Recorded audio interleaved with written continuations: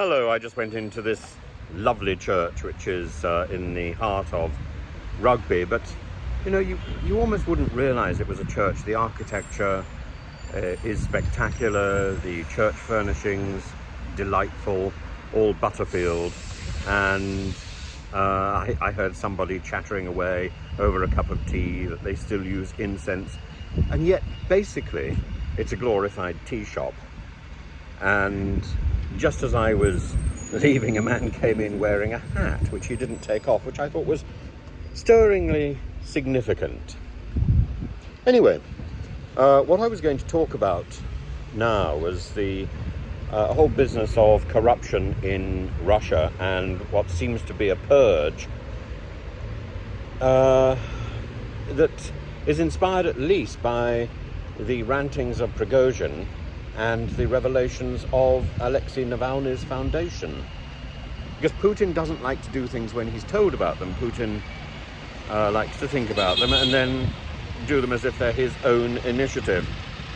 I use the term Putin very loosely because, as we know, Putin is pushing up frozen peas in a Smeg fridge.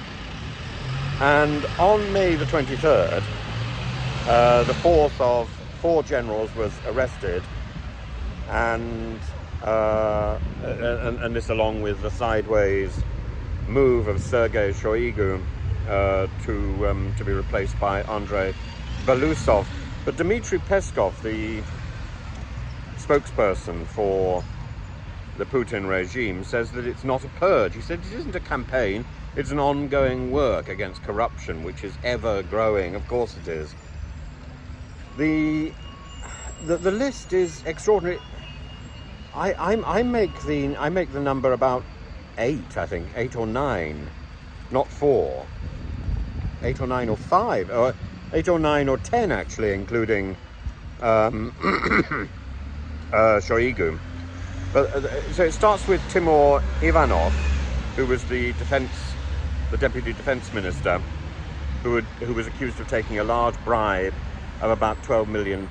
He was the man behind the erection of the cathedral in the Patriot Park, and then he was involved in the restoration of, I use the term loosely again, restoration of Mariupol. And it's likely that he was arrested on charges predicated on the films distributed by Navalny's anti-corruption organization, so that's ironic.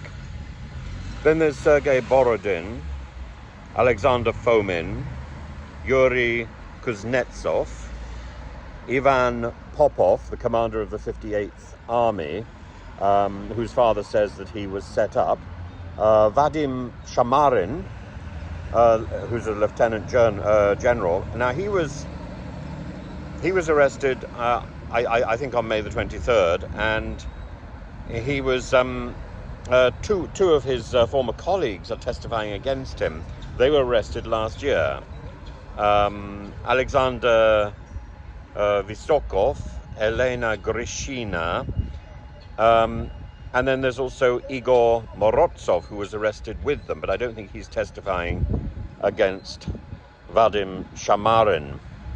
So it's quite a long, it's a much longer list than Western media seems to be giving credit for. And that list could be even longer. There may well be boffins that we haven't even come across who've been dragged aside. And you wonder, is this really about corruption, or is this about hiding the corruption of people even more senior? Of course, I suspect the latter.